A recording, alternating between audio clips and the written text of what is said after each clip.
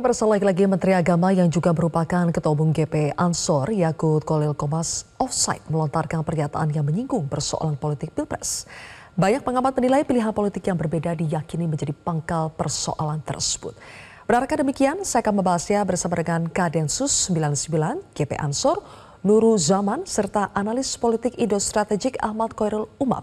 Kami informasikan juga pemirsa bahwa sebelumnya kami sudah menghubungi pihak dari DPP PKB, namun belum ada yang merespons hingga saat ini. Selamat sore, Pak Nurul Zaman, Mas Umam. Selamat sore, Assalamualaikum. Waalaikumsalam warahmatullahi wabarakatuh. Selamat sore, baik. Mas Umam. Pak Nurul Zaman, saya ke Anda dulu. Bagaimana sejauh ini GP Ansor merespons kritik terhadap Menak sekaligus Ketum GP Ansor terkait dengan pernyataan-pernyataan Gus Yakut belakangan ini yang dinilai mendiskreditkan salah satu paslon? Ya, terima kasih Mbak Sylvia. Yang pertama, saya mau mengomentari judulnya dulu ini. PKB ancam disiplin, Gus Yakut melawan.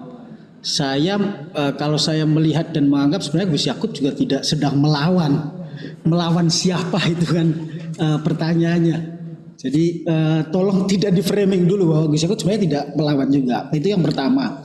Yang kedua, menurut saya apa yang disampaikan oleh Gus Yakut sebagai Menteri Agama di beberapa kesempatan itu adalah pernyataan kepada publik sebagai bagian dari pendidikan politik kepada warga negara. Pernyataannya menurut saya sangat jelas dan tidak sedang menyerang salah satu calon presiden manapun atau wakil presiden manapun. Pernyataannya jelas sekali tadi sudah ditayangkan oleh Metro TV bahwa yang paling penting memilih pemimpin itu adalah melihat track recordnya, bukan tampang orangnya ataupun perkataannya yang manis-manis atau janjinya yang manis-manis. Ini kan pendidikan politik kepada warga negara agar memilih pemimpin secara rasional. Seharusnya semua partai politik atau semua calon presiden dan wakil presiden itu mengapresiasi apa yang dilakukan oleh Gus Yakut sebagai Menteri Agama. Kenapa? Karena Gus Yakut sudah memulai untuk menyampaikan kepada publik bahwa memilih pemimpin itu harus dilihat track recordnya, rekam jejaknya bagaimana.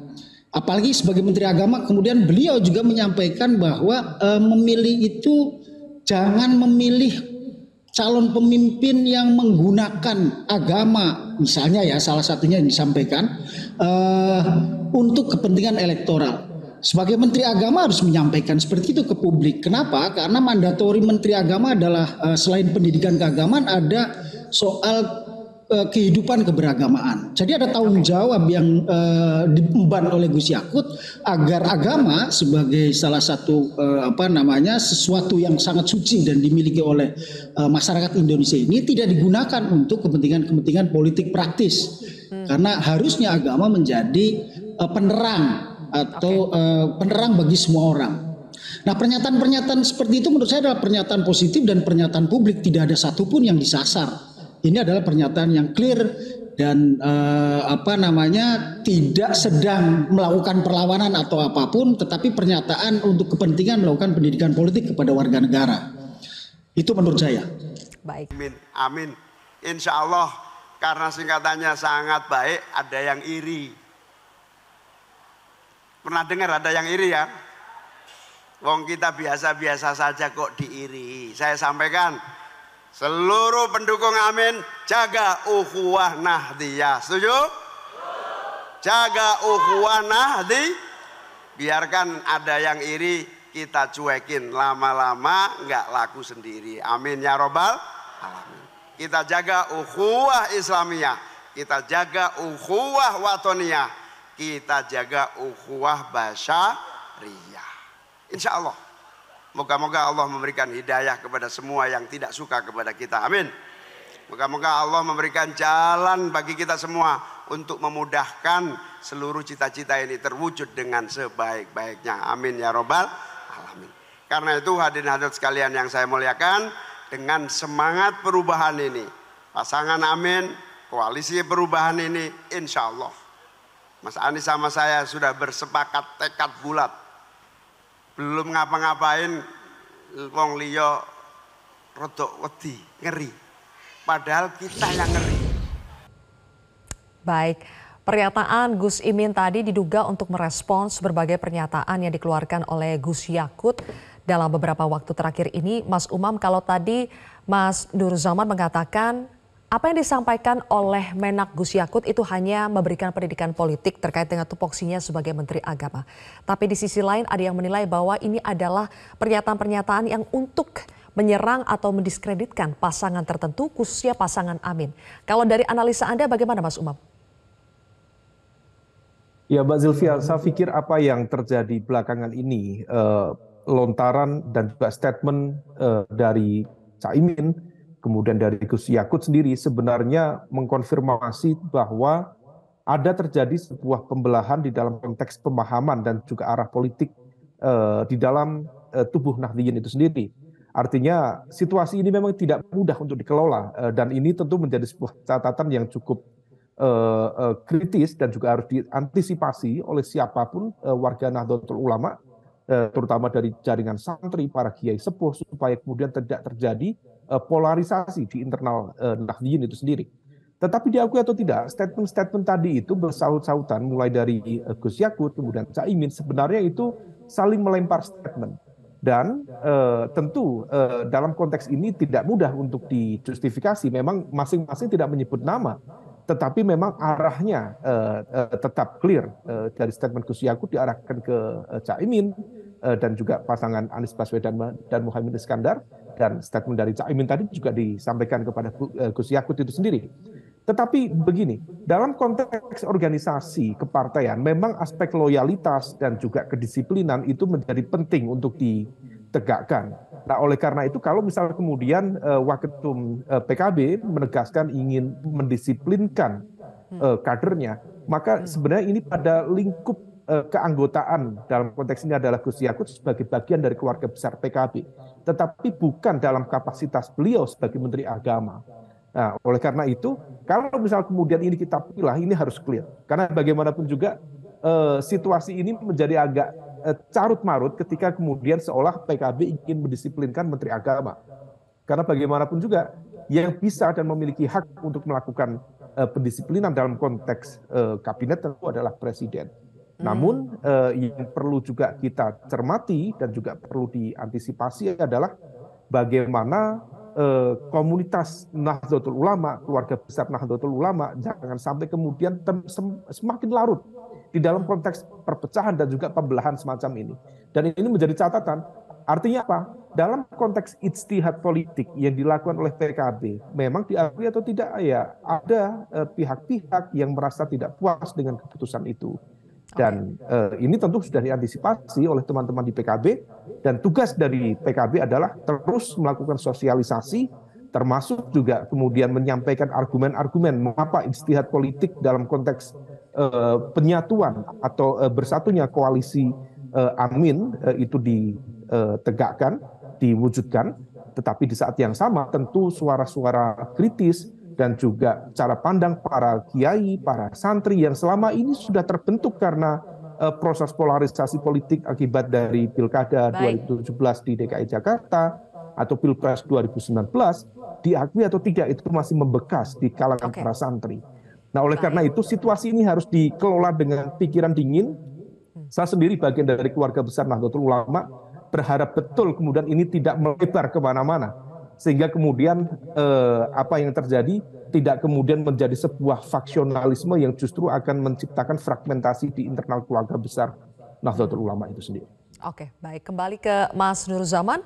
Tadi kita mendengar sendiri bagaimana Gus Imin merespons ya soal kita doakan saja kepada mereka yang iri. Jadi sebetulnya ada dua respon, satu mendoakan mereka yang iri, yang satu lagi petinggi PKB lainnya mengatakan akan mendisiplinkan Gus Yakut yang sampai saat ini sebetulnya masih merupakan kader PKB. Bagaimana Anda menanggapi respons yang berbeda dari petinggi PKB ini? Iya, kalau menurut saya harusnya partai politik senang ya dengan pernyataan Menteri Agama, karena ini bagian dari pendidikan politik. Apalagi misalnya kalau PKB itu clear dalam urusan penggunaan agama sebagai alat politik. PKB kan clear soal itu, tidak menggunakan agama sebagai alat politik. Artinya suara Gus Yakut itu sebenarnya adalah suara partai yang dia sampaikan kalau misalnya menganggap Gus Yakut adalah kader partai. Tetapi sekali lagi saya harus sampaikan, Gus Yakut sebagai Menteri Agama, dia memiliki tanggung jawab untuk menciptakan kehidupan keberagaman di Indonesia lebih baik. Jangan sampai agama ini ditarik-tarik ke persoalan politik. Nah, kalau partai politik kayak PKB mau mendisiplinkan, ya itu urusannya partai politik. Tetapi sebagai Menteri Agama dan sebagai kader PKB, saya mengetahui cukup lama ya bergaul dengan Gus Yakut ini, bahwa Gus Yakut itu memiliki posisi menolak agama dijadikan alat politik. Dan saya yakin ini juga jadi suara PKB. Nah, artinya sebenarnya apa yang disampaikan Gus Yakut kan clear. Secara publik, orang publik akan bisa menilai dengan baik bahwa apa yang disampaikan Gus Yakut itu adalah sesuatu yang memang penting disampaikan kepada publik. Nah, kalau ada yang merespon ini negatif, ya saya kaget, saya terkejut. Kok ada partai politik yang mau mendisiplinkan gara-gara pernyataan kadernya, kalau dianggap kader, Gus Yakut masih menjadi salah satu ketua di DPP, menyatakan bahwa tidak boleh menggunakan agama sebagai alat politik. Kemudian melihat track record calon pemimpin tanpa melihat tampangnya atau tanpa melihat mulut manisnya dan lain-lain. Itu kan sesuatu yang menurut saya adalah baik disampaikan kepada publik. Kalau partai itu memiliki semangat yang sama, dan saya meyakini itu, ya ini ada sesuatu menurut saya.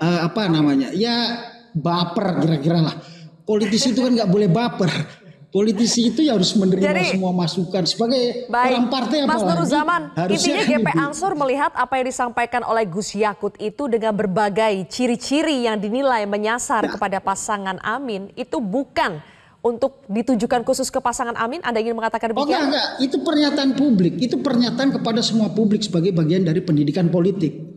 Semangat gerakan pemuda Ansor adalah sekali lagi seperti yang dinyatakan oleh Gus Yakut, bahwa agama tidak boleh digunakan sebagai alat elektoral atau tapi hanya kalau untuk ada yang merasa seperti PKB yang merasa bahwa pernyataan yang demikian yang keluar dari mulut Menteri Agama justru bisa menimbulkan kecurigaan, membuat perpecahan, apakah dari GP Ansor merasa statement-statement seperti itu sebaiknya direm saja? Gini, pernyataan itu kan tiba-tiba ada yang menyatakan akan membuat percaya. Malah tidak, menurut saya pernyataan itu untuk menyatukan semua anak bangsa dalam urusan politik agar tidak menggunakan agama. Yang menyatakan bahwa pernyataan Menteri Agama ini atau Gus Yakut ini untuk memecah belah, itu menurut saya orang yang pemahamannya masih kurang. Berarti cara menilai pernyataan ini perlu belajar lagi tuh. Orangnya perlu belajar lagi penilaiannya. Bagaimana cara menilai? Ada orang menyatakan agama tidak boleh dijadikan kepentingan politik. Memilih pemimpin itu harus melihat rekam jejaknya, bukan karena mulut manisnya dan tampangnya. Itu kan sesuatu yang umum. Menurut saya semua orang akan sepakat dengan itu. Kalau cara berpikirnya rasional dari pernyataan terakhir Gus Yakut ya.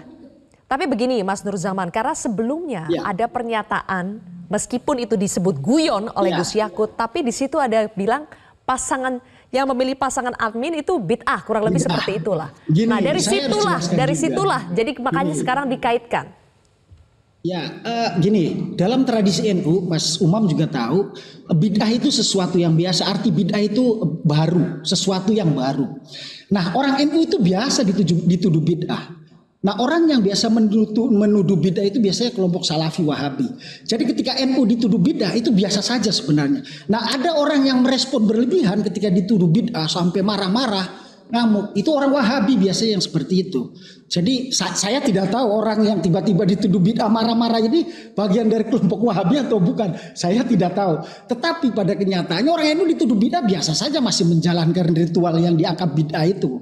Nah, jadi menurut saya para politisi yang atau mungkin merasa ya kalau bahasa anak sekarang baper lah kira-kira gitu.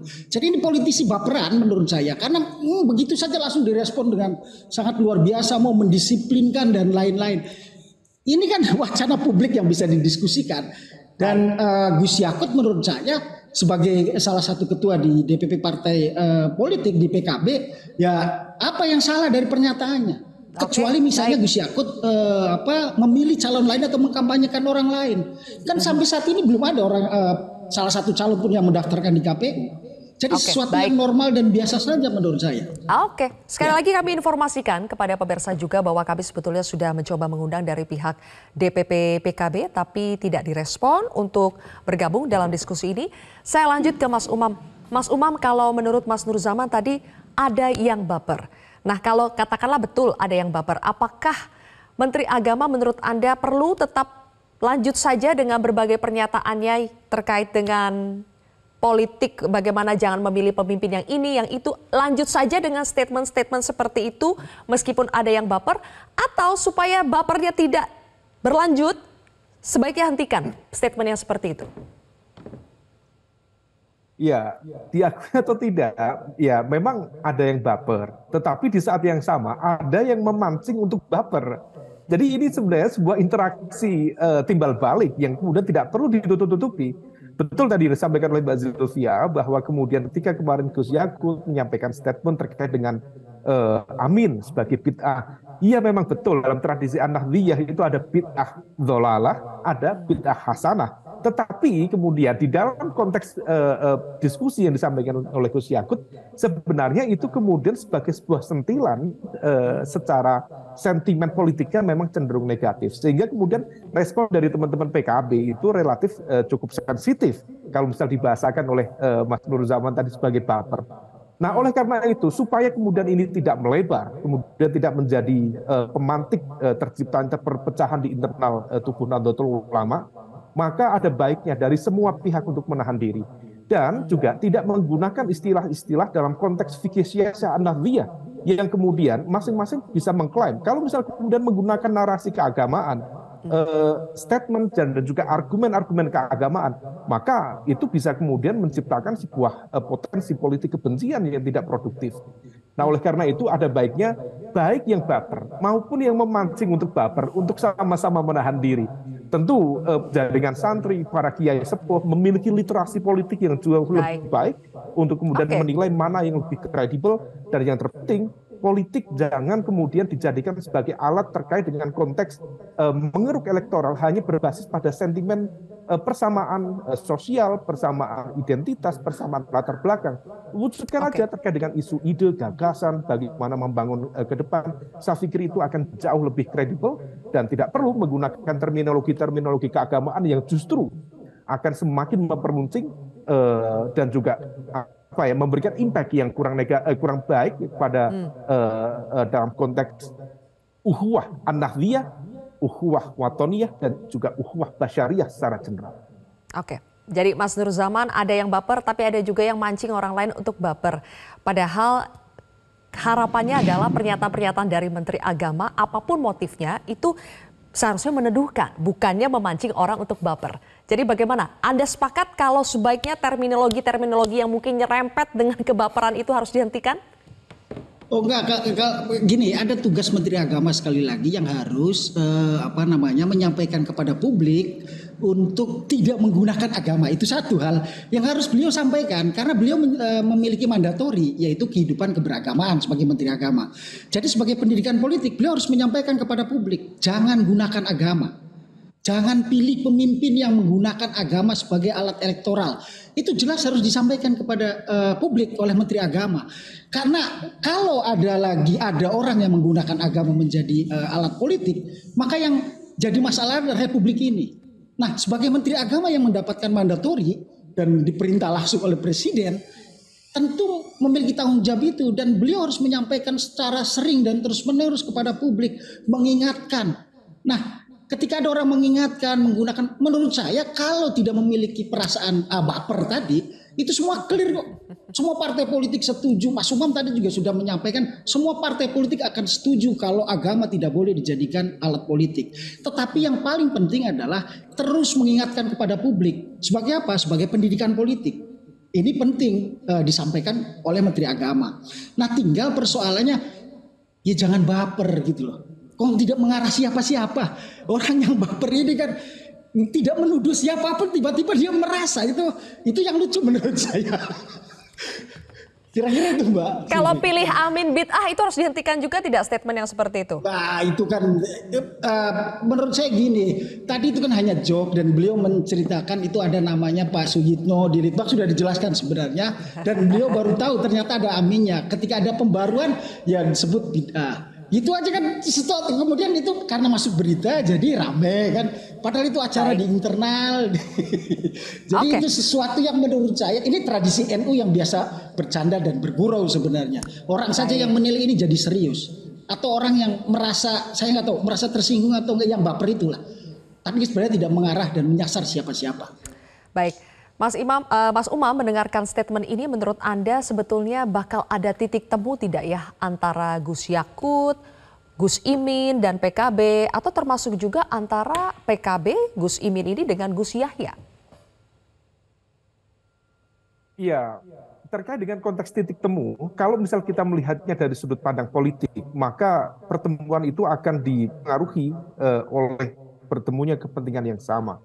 Nah, dalam konteks politik Nahdlatul Ulama, dalam konteks siasah An-Nahdliyah, biasanya titik temu itu ketika kemudian keduanya atau berbagai elemen itu sudah berbicara tentang konteks kebangsaan, sudah bicara tentang konteks watoniyah. Ketika kemudian itu diletakkan pada basis itu, maka prinsip dalam fikih siasah An-Nahdliyah, ya apapun, ketika kemudian bicara tentang kebangsaan, itulah yang utama, itulah yang disampaikan oleh Hadratus Syekh Hasyim Asy'ari menegaskan bahwa kecintaan kita terhadap negara bagian dari iman. Nah, oleh karena itu, ketika kemudian diletakkan pada basis isu kebangsaan, isu kenegaraan, saya pikir bisa menjadi titik temu. Tetapi diakui atau tidak, memang ada afiliasi dan juga preferensi politik yang berbeda. Nah, problemnya kemudian masing-masing perbedaan itu kemudian dibawa dalam konteks kelembagaan yang kemudian di mana tokoh-tokoh tadi yang disebut oleh Mbak Zilvia, Gus Yakut sebagai Menteri Agama, Caimin sebagai Ketua Umum PKB sekaligus adalah sebuah partai yang lahir dari rahim Nahdlatul Ulama itu sendiri dan juga Gus Yahya sebagai Ketua Umum PBNU saat ini. Nah, ketika kemudian faksi-faksi itu tidak bisa dipertemukan secara personal karena memang ada kalkulasi, ada cara pandang, ada pemahaman, ada paradigma yang berbeda dalam konteks mencermati setiap ijtihad politik yang ada, maka memang agak menantang proses penemuannya itu. Tetapi ketika kemudian diletakkan kembali, masing-masing memiliki kesadaran betul untuk meletakkan bagaimana politik kembali pada sebuah keadaban, supaya kemudian tidak terjadi hoax, fake news, hate speech, atau ujaran kebencian yang menciptakan politik kebencian yang tidak produktif dalam konteks umat, dalam konteks kebangsaan, atau wabil khusus dalam konteks Nahdlatul Ulama. Saya pikir di titik itulah bisa kemudian dicarikan titik temunya. Oke, baik kalau begitu terima kasih atas analisa Anda, Mas Umam, dan juga Mas Nuruzaman, terima kasih sudah bergabung bersama kami di Prime Time News hari ini. Sama-sama. Jelajahi cara baru mendapatkan informasi. Download Metro TV Extend sekarang.